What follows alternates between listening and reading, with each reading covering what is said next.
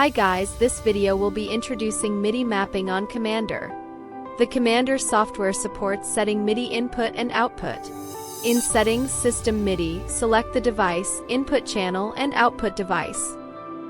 Then in Settings MIDI, select the target command, click Edit, and press the MIDI key. You can configure commands such as adjusting global brightness, change office pages, etc. When setting up mute, I checked piano mode to make the command active while the key is held down and deactivate when released. Reverse does the opposite. You can also set different colors on the keyboard to show different status. Once set, let's check the effects.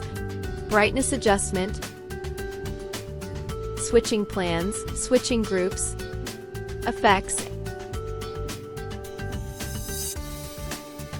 and page turning. That's all for today's video. Thank you for watching.